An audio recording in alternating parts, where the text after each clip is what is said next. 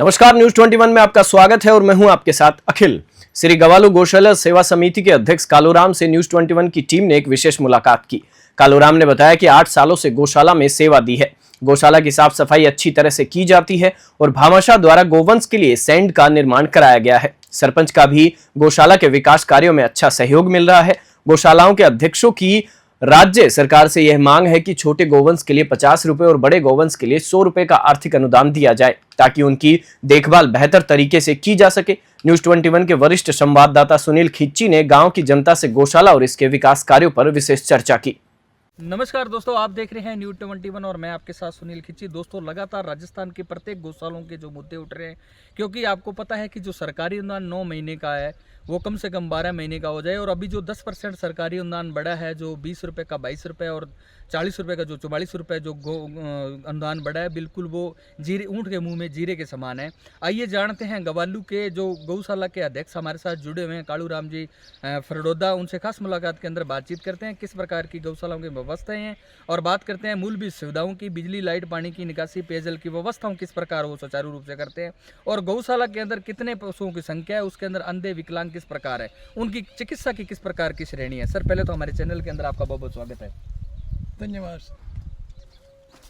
तो सर, बात करते हैं जैसे आपकी गौशाला के अध्यक्ष पद पर विराजमान हो आप, तो किस प्रकार की व्यवस्थाएं हैं आपकी गौशाला के अंदर, किस प्रकार के मुद्दे मसले, किस प्रकार समस्याएं रहने लायक होती है और बात करते हैं न्यूज 20 चैनल के माध्यम से आपको क्या कहना चाहोगे सरकार तक, अगर ये वीडियो पहुंचता है भजनलाल जी सरकार तक, किस प्रकार की मांग है आपकी? सबसे बड़ी मांग हमारी ये है कि हमारी गौशाला गैर मुमकिन मंगरे पर है और वो आज तक अलाउड नहीं है। मैंने कई दफे लिखित में दिया कागजा, उसके बाद में उन्होंने कहा कि आप सरपंच से प्रस्ताव लाओ। सरपंच ने कहा कि मैं प्रस्ताव नहीं दूंगा।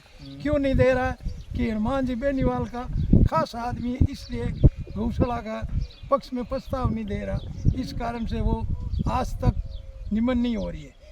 जब निमन नहीं हो रही है तो हमें एमएलए, एमपी, प्रधान, राज्यसभा सदस्य किसी से कोई सहायता नहीं मिल रही है।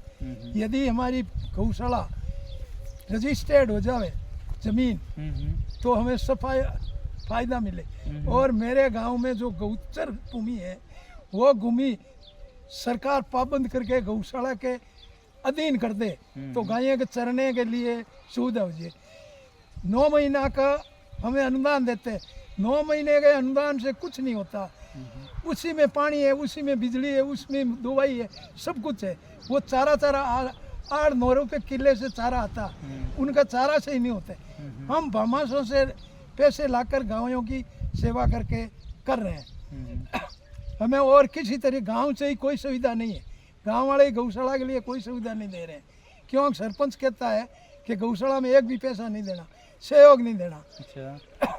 वो क्यों कर रहे हैं कि वो बहुत भ्रष्टाचार कर रहा है और उसका भ्रष्टाचार का उजागर कर दिया, इसलिए गौशाला के वो खिलाफ है। और 343 गाय आज है, अंधी लूली लंगड़ी एक भी नहीं है। गायों की सही व्यवस्था है, गायों के पंखे लगे हुए हैं, गायों के खेड़ी चारा के लिए सब है, होद बना हुआ है। और जो नहर का पानी आ रहा है वो एक GLR बना हुआ है। उन जैन रेन साहब को कई दफ़े मैंने कहा तो वह कह रहे हम मनुष्य की सेवा करते हैं पानी के लिए, जानवरों की नहीं। तो क्या सरकार कह रही है कि गायों की सेवा करो और सरकार पानी नहीं दे रही है तो क्या करेगी सरकार हमें? सर, एक बात मैं आपकी काटना चाहूँगा। आजकल हमने पूरे राजस्थान की प्रत्येक गौ संस्था और जो गौशालाएं हैं उनका सर निरीक्षण करके देखा है कि जिससे 50% आकर गौशालाओं के अंदर जो भ्रष्टाचार हो रहे हैं, तो उनको रोकने के लिए और किस प्रकार आपकी मुहिम है, इस मुद्दे पर आप किस प्रकार चिंतित हो? गौशाला में क्या भ्रष्टाचार हुए? गौशाला में कोई पैसे ही नहीं है। जो सरकार देती है वो तो उनके चारे में ही नहीं चलता, तो भ्रष्टाचार क्या करेगा?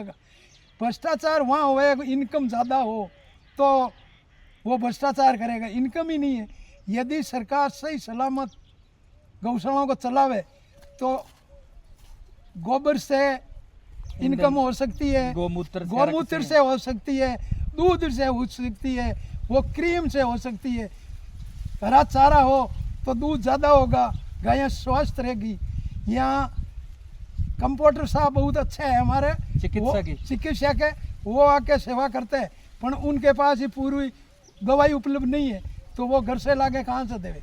हमारे पास पैसे नहीं है, हम कहाँ से उनकी सेवा करें? इस कारण से सरकार को पूरी तरह से गौशालाओं को सहयोग करना चाहिए, जिससे गौशाला की उन्नति होगी। और जब तक गौशालाओं का सहयोग नहीं होगा सरकार का, तब तक गायों की उन्नति नहीं होगी। ये कागजों में ही रहेगा कि ये गौशाला को अनुदान अभी सरकारी अनुदान 10% बढ़ा है सर, अभी सरकारी अनुदान वृद्धि हुई है। उससे कोई 2 रुपया छोटों और बड़ों पर 4 रुपया बढ़ाया, उससे कुछ नहीं है। ऊँट के मुंह में जीरा समान है।